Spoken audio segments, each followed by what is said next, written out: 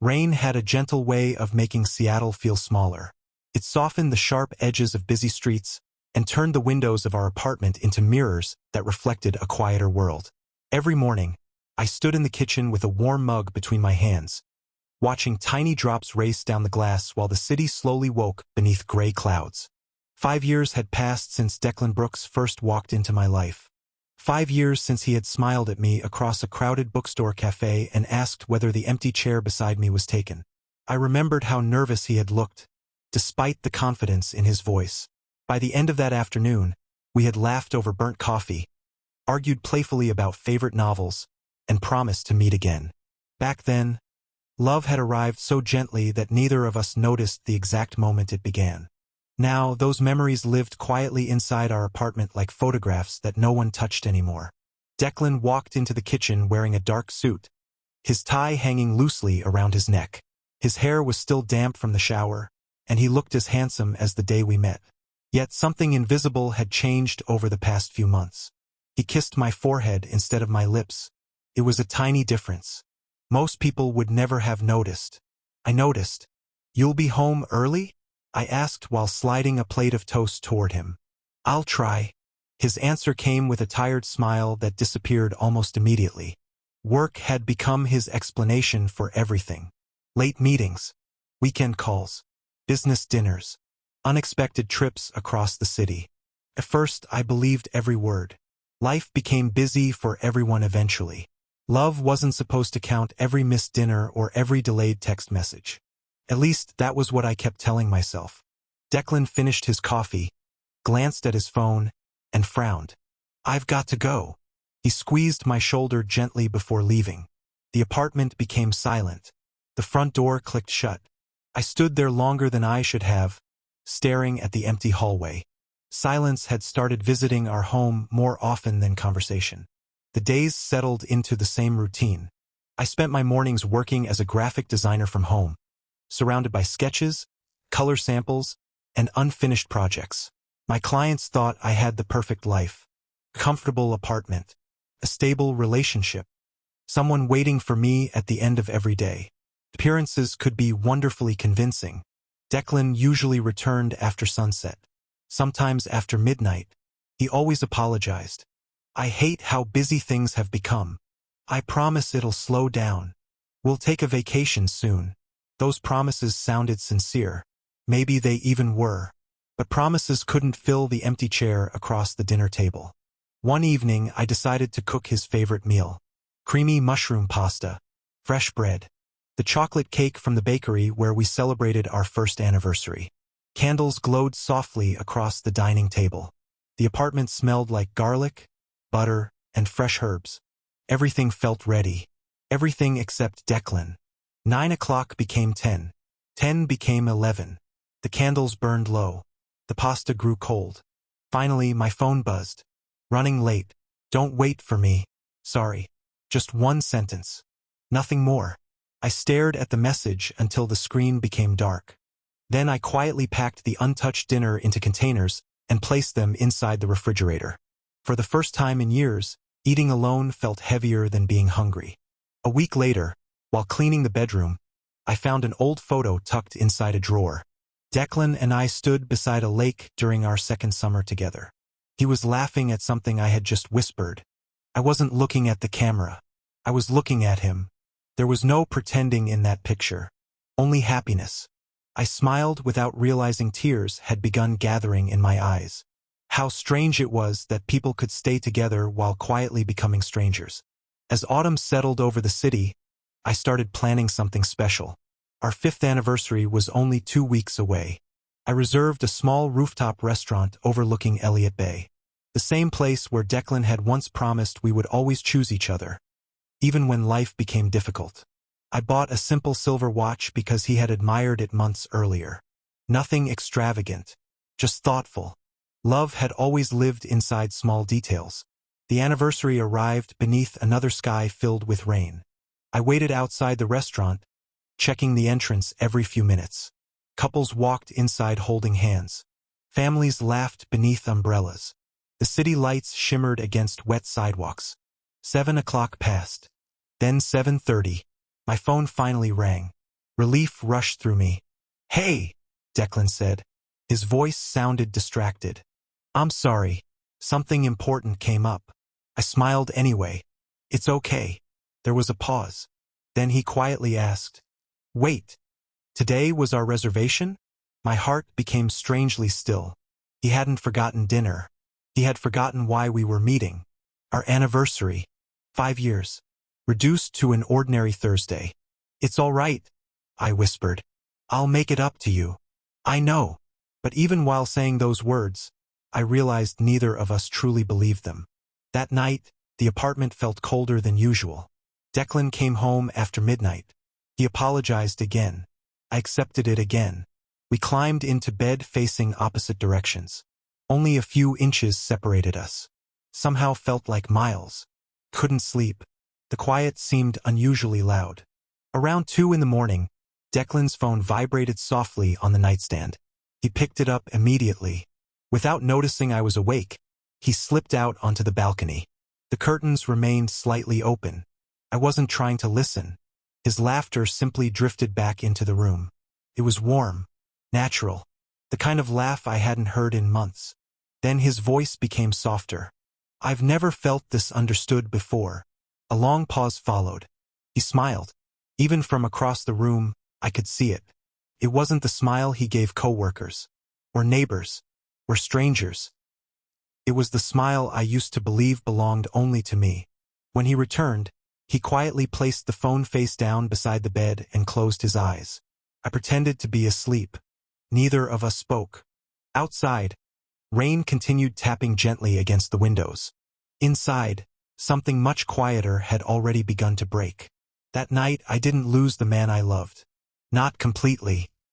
But as I stared into the darkness, listening to the steady rhythm of his breathing beside me, I realized something far more frightening. I no longer knew the man sleeping next to me. The following morning, the apartment felt unusually quiet. Declan moved through the kitchen as though nothing had changed. He poured coffee into his favorite mug, skimmed through emails on his phone, and offered me the same polite smile he had worn for weeks. It was familiar, comfortable, and somehow, it hurt more than anger ever could. I wanted to ask about the late-night phone call. I wanted to ask who had made him smile the way he used to smile at me. Instead, I simply wished him a good day. He thanked me, kissed my forehead, and left. The door closed behind him. This time I didn't cry. I only stood in the silence, wondering when love had become something we were both pretending to protect. The days that followed felt heavier. Declan stayed out later than ever. Our conversations became shorter. His eyes rarely met mine for more than a second. Then came Saturday. He forgot his laptop. It wasn't unusual. He often rushed out the door these days. I picked it up, planning to bring it to his office. As I reached for my keys, a message appeared on the screen. Normally, I would have looked away. Privacy mattered. Trust mattered. But trust had already begun slipping through my fingers. The notification stayed on the screen. "Mason, I miss you already. Last night felt perfect." My hand froze. The room suddenly seemed too small. My heart pounded so loudly that I couldn't hear the rain outside. I stared at the words again. Maybe there was another explanation. Maybe Mason was a coworker. Maybe another message appeared. "I can't wait until you finally tell Rowan the truth." Every hope inside me collapsed. I didn't drive to Declan's office. Instead, I waited, hour after hour. The apartment grew darker as evening settled over Seattle. When Declan finally walked through the door, he immediately noticed the laptop sitting on the coffee table. "You found it." I did. Our eyes met. For the first time in months, neither of us looked away. I saw the messages. Silence. He slowly removed his coat. He didn't deny it. He didn't ask what I had read. Instead, he sat down across from me, rubbing both hands together as though searching for courage. "I never wanted you to find out like this." His words landed softly. Too softly. "I wanted to tell you." "When?" My voice barely sounded like my own. "After I figured everything out." I laughed once. It wasn't a happy laugh. 5 years together, Declan. "I know. And you couldn't tell me before someone else started saying they missed you?" His shoulders dropped. I didn't plan this. No one ever plans betrayal. He closed his eyes. I met Mason 6 months ago through work. I listened. Not because I wanted to, because I needed to understand how a person could slowly disappear while still living beside someone who loved them. We started talking. It was innocent. Then it wasn't. I kept thinking the feelings would disappear. They didn't. The truth wasn't loud. It wasn't dramatic. It was calm. That somehow made it worse. So, do you love him? Declan looked at the floor for a long time. Finally, he whispered, yes. One word. One quiet word. It shattered 5 years of memories. Neither of us shouted. Neither of us slammed doors. Love wasn't ending in anger. It was ending in exhaustion. Declan packed a suitcase that night. Each folded shirt felt like another goodbye. I stood in the bedroom doorway, unable to help him and unable to walk away. When he zipped the suitcase closed, he looked at me with tears filling his eyes. I'm sorry. I believed he meant it. Sometimes people can sincerely regret the pain they cause. It doesn't erase the pain. I hope someday you'll forgive me. I swallowed hard. I hope someday I won't have to. He nodded. Then he picked up the suitcase. The front door opened, closed, and just like that, the apartment became a place built for 2 people but occupied by only one. The weeks that followed blurred together. Friends called often. I ignored most of the calls. The loneliness wasn't loud. It settled quietly into everyday moments. Making 1 cup of coffee instead of 2. Watching television with no one beside me. Finding one of Declan's old sweaters in the closet and forgetting why I had opened the door in the first place. Healing didn't arrive all at once.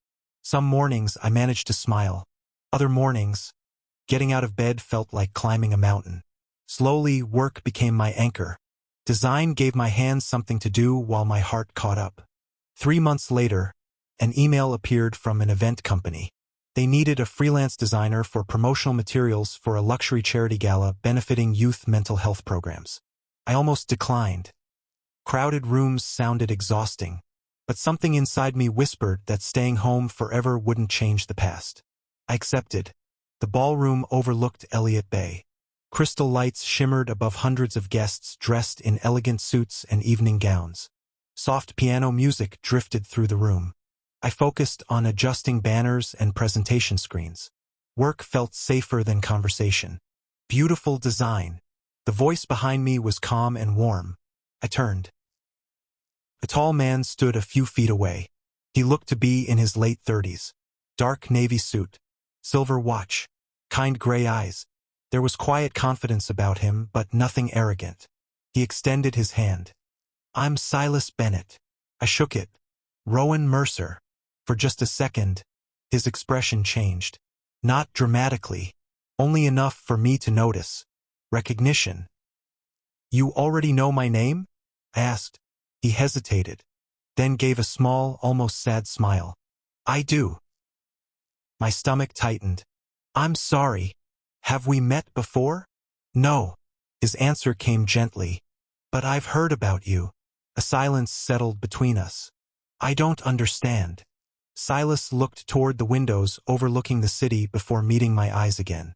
There probably isn't an easy way to say this. My heartbeat quickened. I was married once. I waited. My former husband. Another pause. Was Declan Brooks. The room seemed to disappear. The music. The conversations. Even the lights. Everything faded beneath those words. You. I struggled to breathe. You were. He nodded. Years ago. Neither of us spoke for several seconds. Then, almost instinctively, we walked toward a quieter balcony overlooking the rain-soaked harbor. For the first time that evening, I noticed sadness hiding beneath Silas's calm smile. I heard what happened, he said quietly. I'm sorry. You knew. I knew the moment I heard your name. The cold breeze carried the scent of rain between us. Neither of us needed to explain our heartbreak. Some wounds recognized each other without words. Silas rested his hands against the balcony railing and looked out across the dark water. Then, with the quiet understanding of someone who had survived the same storm, he spoke the words neither of us ever expected to hear. Looks like He managed a faint, bittersweet smile. He broke both of us. The words stayed with me long after the charity gala ended. He broke both of us. On the drive home, Seattle streets shimmered beneath the rain. Traffic lights reflected across the wet pavement, and every red light gave me another moment to think about the man standing quietly on that balcony. Silas Bennett, the billionaire businessman whose name often appeared in magazines and local news. The man who had once loved Declan. The man who somehow understood my heartbreak without asking me to explain it. For the first time in months, I didn't feel completely alone. 3 days later, my phone buzzed with an unfamiliar number. Silas, I hope I'm not interrupting your day. I wanted to thank you again for your beautiful work at the gala. If you're comfortable, I'd like to buy you a coffee sometime. No expectations, just conversation. I read the message twice. There was no pressure, no hidden meaning, just kindness. I smiled before typing back. I'd like that. They met at a quiet cafe tucked between an old bookstore and a flower shop. It wasn't the sort of place people expected a billionaire to visit. The chairs were slightly uneven. The coffee cups never matched. Fresh cinnamon rolls filled the room with a comforting sweetness. Silas arrived wearing a simple gray sweater instead of an expensive suit. For a moment, he looked less like a famous businessman and more like someone searching for a peaceful afternoon. I'm glad you came, he said. So am I. The conversation began carefully. Favorite books, Seattle weather, travel, music. Neither of them mentioned Declan. Not at first. Hours slipped by unnoticed. When Rowan finally stood to leave, he realized something surprising. He had laughed. Not politely, not out of habit. A real laugh. Felt unfamiliar. It also felt wonderful. Their meetings became occasional, then regular. Sometimes coffee, sometimes breakfast, sometimes long walks beside Elliott Bay while ferries crossed the gray water. Silas never asked Rowan to move faster than his heart allowed. Instead, he listened, really listened. One afternoon, they wandered through an old bookstore. Rowan stopped beside a shelf of classic novels. My mother loved these, he said quietly. Silas looked at the books before looking back at him. You miss her? It wasn't a question. Rowan nodded. I still catch myself wanting to call her. Silas remained silent for a moment. My father passed away 8 years ago. Rowan looked at him. I still reach for my phone sometimes. Neither man offered advice. Neither tried to fix the other's sadness. They simply stood together in the quiet. Some grief didn't need solutions. It only needed company. Over the following weeks, Rowan began noticing small things about Silas. He always remembered how Rowan liked his coffee. He noticed when Rowan seemed tired. He slowed his walking pace without mentioning it. When Rowan became quiet, Silas never rushed to fill the silence. He understood that silence wasn't always empty. Sometimes it was where healing quietly happened. Despite his success, Silas rarely spoke about business. Instead, he volunteered every Saturday at a youth arts center funded by his foundation. One weekend, he invited Rowan to visit. Children laughed while painting colorful murals across long white walls. Silas knelt beside a young boy struggling to draw a lighthouse. There's no wrong way to tell your story, he told him gently. Just keep drawing. Rowan watched from across the room. Something inside him softened. Wealth had never impressed him. Kindness did. And Silas carried kindness as naturally as breathing. Months passed. Winter slowly gave way to early spring. The trees lining the waterfront began showing tiny green leaves again. One evening, while leaving another charity event, Rowan noticed someone standing across the street. Declan. He looked thinner, older. The confidence that once surrounded him had faded. Their eyes met. For a long moment, neither moved. Finally, Declan crossed the street. Rowan. His voice sounded uncertain. It's been a while. It has. Declan glanced toward Silas, who was waiting politely several steps away. I didn't know you two knew each other. Rowan answered honestly. We're friends. Something flickered across Declan's face. Jealousy. Regret. Perhaps both. I've been meaning to call. You haven't. I know. There was another silence. I heard you're doing well. I'm trying. Declan nodded slowly. I'm happy for you. The words sounded genuine, yet they carried the weight of everything that had already been lost. Silas approached quietly. He offered Declan a respectful nod. No anger, no bitterness, only quiet dignity. Take care of yourself, Silas said. Declan looked between them before walking away without another word. Rowan watched until he disappeared into the evening crowd. Then they continued walking toward the harbor. Neither man mentioned the encounter. They didn't need to. Later that evening, they sat on a wooden bench overlooking the water. The sun was disappearing behind distant mountains, painting the sky with soft shades of gold and blue. I keep wondering if I'm supposed to hate him, Rowan admitted. Silas watched the waves. I wondered that too. Did you? I tried. Did it work? Silas smiled faintly. No. What happened instead? I realized hatred keeps the person who hurt you living inside your heart. Rowan lowered his eyes. I don't want that. Neither did I. The breeze carried the scent of salt water. Boats drifted quietly across the bay. For a long while they simply watched the sunset. Finally, Silas spoke again. You know. Rowan turned toward him. You don't have to become the person you were before. I don't. Silas shook his head. No. You've survived something painful. You're allowed to become someone new. Those words settled gently inside Rowan's heart. Not as a promise. As permission. Days turned into weeks. Without realizing it, Rowan began searching every room for one familiar face. Cafes. Charity events. At bookstores. Even during ordinary walks through the city. Whenever Silas arrived, something inside him became calmer. It wasn't excitement. Not yet. It was peace. One rainy afternoon, as they stood beneath the awning of the little cafe where their friendship had begun, Rowan caught himself smiling before Silas had even spoken. That simple realization startled him. Somewhere between shared coffee, quiet conversations, gentle silences, and countless small acts of kindness, the loneliness inside him had begun to fade. He wasn't falling in love. Not yet. But for the first time since losing Declan, his heart had stopped looking backward. Without even noticing when it happened, it had quietly started looking for Silas instead. Spring arrived quietly, wrapping Seattle in longer days and softer evenings. Cherry blossoms appeared along neighborhood streets, their pale pink petals drifting through the air whenever the wind stirred. Rowan often paused beneath those trees on his way home, surprised that the world could still look beautiful after everything that had happened. His heart, however, was less certain. The peace he had found beside Silas was real, but peace did not erase the past. It simply made enough room to face it. One Friday afternoon, Rowan received an unexpected phone call. The number wasn't saved in his contacts.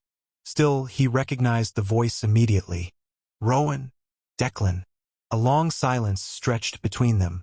I know I probably shouldn't have called, Declan said softly, but I was hoping we could talk. Just once. Every instinct told Rowan to refuse. Yet another part of him wanted answers that had never come. They agreed to meet the following evening at a quiet park overlooking the water. Declan looked different.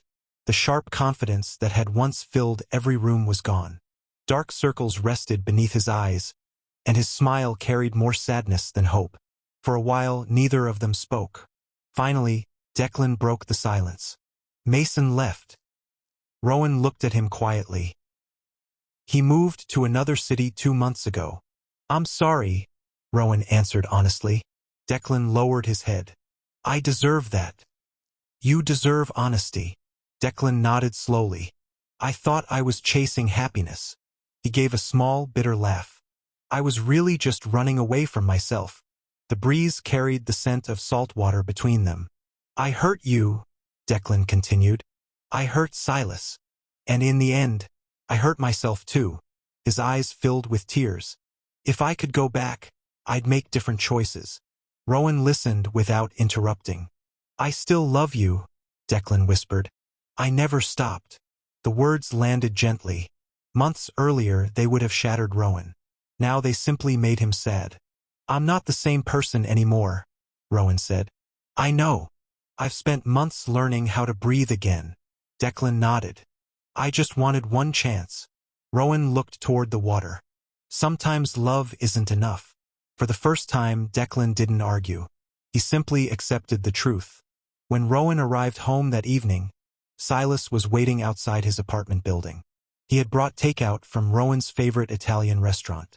I hope you haven't eaten. Rowan smiled. I haven't. As they walked upstairs together, Rowan mentioned meeting Declan. Silas remained quiet. Too quiet. During dinner, the usual warmth between them felt different.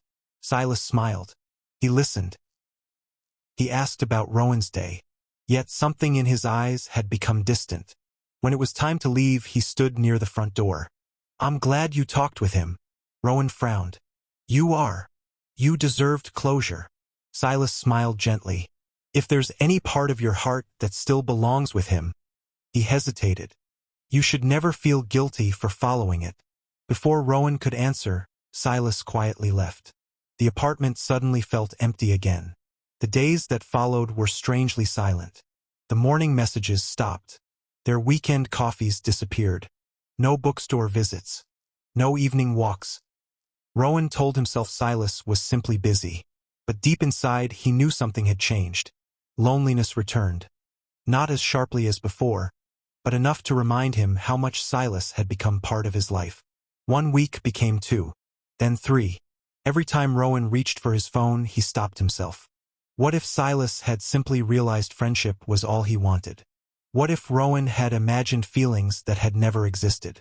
The uncertainty hurt more than rejection would have. One Saturday afternoon, Rowan visited the Youth Arts Center alone. The children welcomed him warmly. Several asked where Mr. Bennett had been. He hasn't visited? Rowan asked.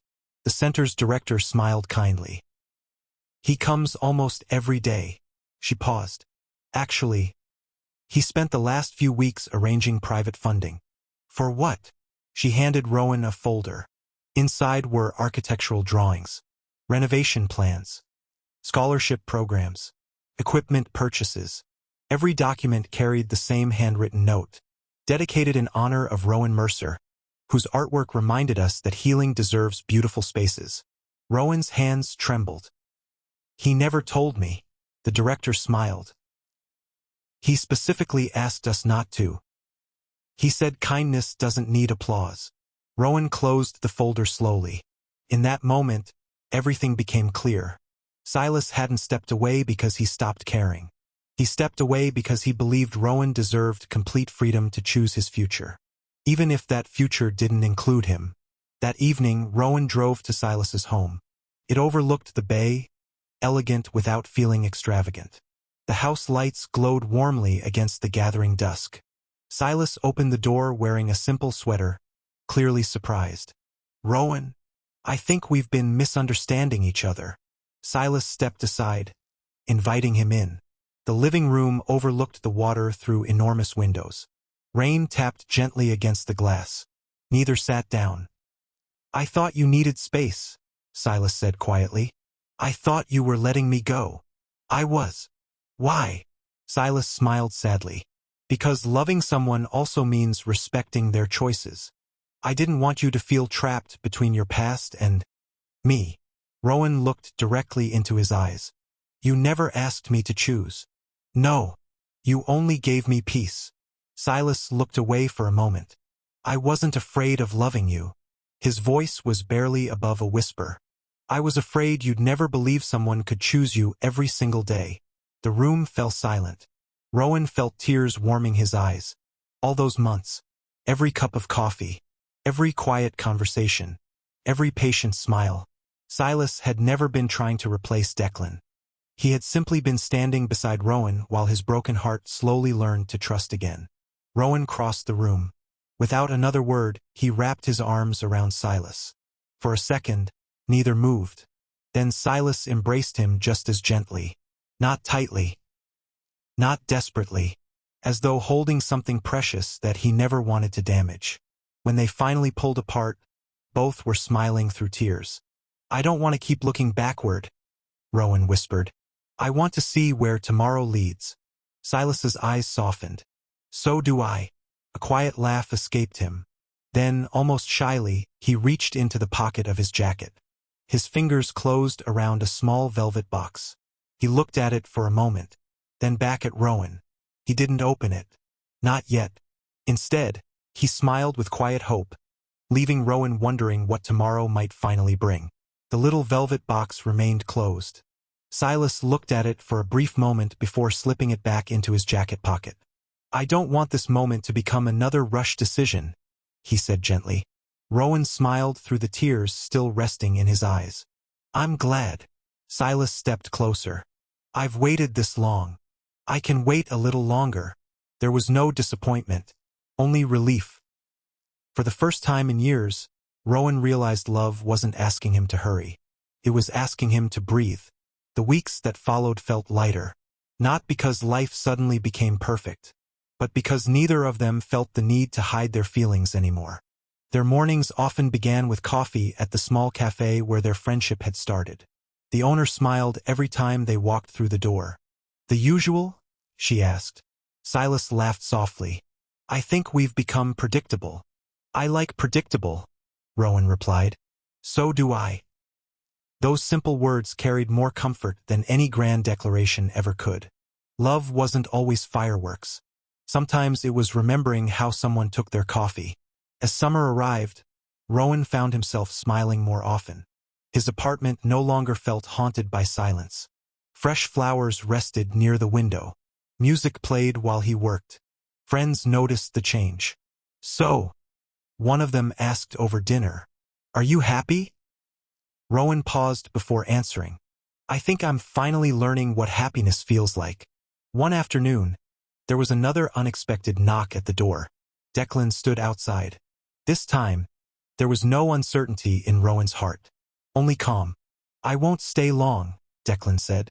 He held a small box in his hands. Inside was the silver watch Rowan had bought for their 5th anniversary. "I found this while packing the last of my things. I realized you never got the chance to give it to me." Rowan looked at the watch for several seconds. Then he smiled gently. "It belonged to a different version of us." Declan nodded. "I know." He took a slow breath. "I wanted to apologize one last time. Not because I expect forgiveness, but because you deserved better than the way I left." Rowan looked at him quietly. Months ago, those words would have reopened every wound. Now they simply felt honest. "I forgive you." Declan's eyes filled with tears. "You do." "I forgive what happened." He smiled sadly. "But forgiveness isn't the same as going back. I found a different path." Declan looked down before smiling faintly. "I can see that." He extended his hand. Rowan shook it. No bitterness remained between them, only gratitude for the lessons they had both learned. When Declan walked away, Rowan watched him disappear into the afternoon sunlight. For the first time, saying goodbye didn't feel like losing something. Felt like setting it free. Several months later, Silas invited Rowan on a weekend trip. "No fancy hotels," Silas insisted with a playful smile. "No business meetings. No photographers. Just us." Rowan laughed. "That sounds perfect." Instead of flying somewhere exotic, they stayed close to home. Silas drove them to the quiet waterfront where they had shared countless conversations after the charity gala. The same wooden bench still overlooked Elliott Bay. The same gentle waves rolled toward the shore. The same peaceful silence welcomed them. The sun slowly dipped toward the horizon. Golden light stretched across the water. Then, almost as if the city remembered their story, a light rain began to fall. Tiny drops shimmered in the evening light. Rowan laughed. "It always rains during the important moments." Silas smiled. "I was hoping it would." They stood near the edge of the water. Neither hurried to speak. The sound of gentle waves filled every quiet space between them. Finally, Silas reached into his jacket. This time, he removed the small velvet box. He looked directly into Rowan's eyes. "When we first met," he said softly, "we weren't looking for love." Rowan nodded. "We were looking for a way to survive." Silas smiled. "You taught me something." "What?" "That healing isn't something we do alone." He took another slow breath.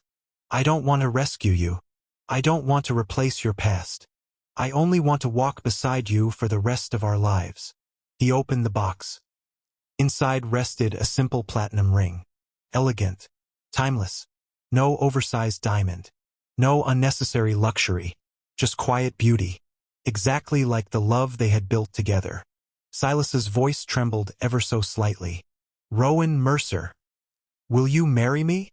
For one beautiful second, the entire world seemed to stand still. The rain, the waves, the distant city lights. Everything faded behind the warmth in Silas's eyes. Tears rolled gently down Rowan's cheeks. Not tears of sadness. Tears of arriving somewhere he had spent years searching for. Yes. His voice cracked. Yes. Silas slipped the ring onto Rowan's finger with careful hands. Then they embraced. Not because a proposal required it, but because it already felt like home. A few months later, family members and close friends gathered for a small wedding overlooking the bay. There were no extravagant decorations, no television cameras, no magazine headlines, only laughter, music, flowers, and people who genuinely wanted to celebrate love. As Rowan stood beside Silas, he remembered the lonely night when he had watched Declan smiling at someone else from the apartment balcony. At the time, he believed his story had ended. He smiled softly. It hadn't ended. It had quietly begun again. Life after the wedding wasn't perfect. Some mornings still carried old memories. Some rainy evenings still reminded Rowan of heartbreak. But now, those memories no longer controlled him. Because every difficult memory was followed by a new one. Morning coffee shared in comfortable silence. Weekend visits to the Youth Arts Center. Reading together by the fireplace. Walking hand in hand beside Elliott Bay. Ordinary moments became extraordinary simply because they were shared. One quiet evening, Rowan rested his head against Silas's shoulder while watching rain fall outside their living room window. I used to think love was supposed to save me, he whispered. Silas kissed his forehead gently. And now, Rowan smiled. Now I know love isn't about being rescued. It's about finally feeling safe enough to become yourself. Silas squeezed his hand. Neither spoke again. They didn't need to. Outside, the rain continued its gentle song. Inside, two hearts that had once been broken had finally found something far more valuable than perfection. They had found peace. The end. If this story touched your heart, share in the comments. Do you believe true love can find us after heartbreak? Your story might give someone else the hope they need today.